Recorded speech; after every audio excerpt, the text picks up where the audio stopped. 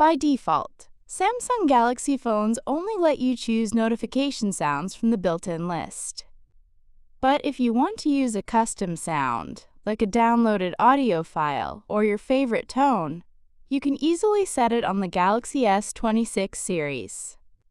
Here's how to set a custom notification sound on Samsung Galaxy S26 Ultra, S26 Plus, and S26.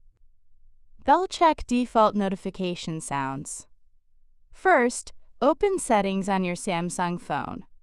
Tap Sounds and Vibration. Then tap Notification Sound.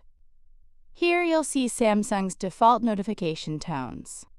You won't see any custom sounds yet, because your audio file needs to be placed in the Notifications folder first.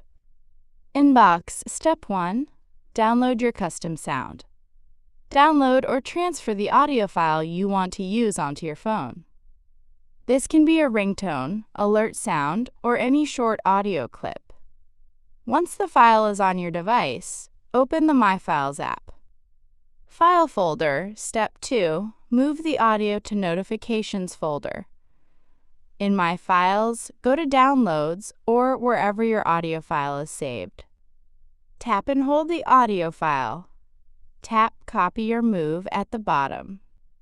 Now go to Internal Storage, right pointing arrow Notifications. Tap Copy here or Move here. You'll see a confirmation that the file was copied successfully. Check mark Step 3. Set Custom Notification Sound. Now go back to Settings. Tap Sounds and Vibration right pointing arrow Notification Sound. At the top of the list, you'll now see your custom audio file. Tap it to select. And that's it. Your custom notification sound is now set on your Samsung Galaxy S26 series.